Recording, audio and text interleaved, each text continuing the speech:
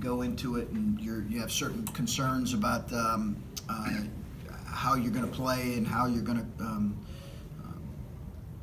compete against certain things the other team does well. And I mentioned yesterday that when they shoot 47% through 8 games, that's a concern. So I've got a lot of respect for William and Mary. Their offense can run so seamlessly. Tony does a great job. It just flows. And we got great respect for their spacing and their ability to make you guard both sides of the floor and then attack you. You know, he has a counter to every way you want to defend them, particularly in their ball screen stuff. So, you know, it was really, this is a quality win for us, and hopefully something we can move forward and build upon. Chris, it just seemed like, you know, with the early start and finals and the way you guys went on Monday, that maybe this was a recipe to come out flat if you guys could have done that. It seemed like they responded pretty well. Were you happy with how they started?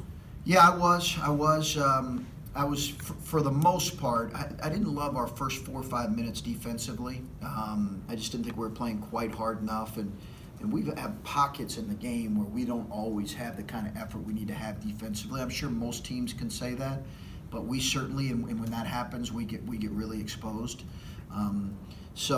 Outside of the first few minutes when we were kind of just trading baskets with them, I was pleased with that. I think, you know, we've tried to talk to our guys about the importance of this finishing non-conference stretch.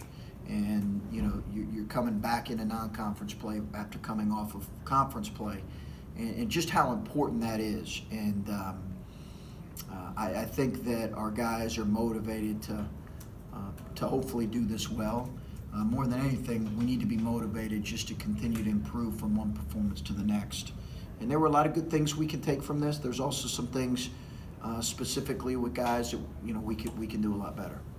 You guys defended the 3 fairly well, but you also didn't let them take many. I think they only had 6 in the second half. How much of a focus was that in the game plan to just not let them get those attempts? It's a big part of it. You know, I had this conversation with Ken Pomeroy at some point in the last 3 or 4 years about teams that shoot this volume.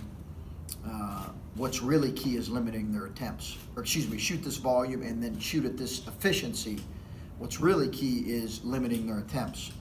Now, that extends you, that opens you up to slips and drives, and that affects your 2-point field goal percentage a little bit.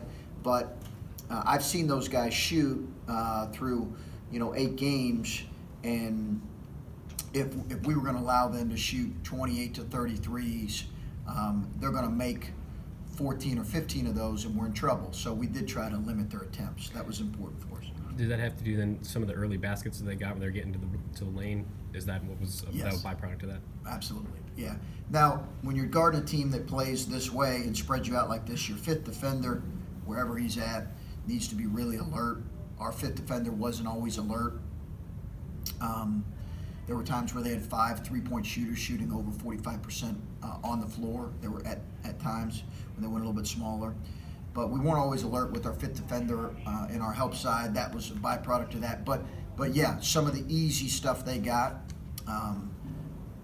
we weren't as active as we needed to be on the ball, and we were just more spread out than we normally are because of that.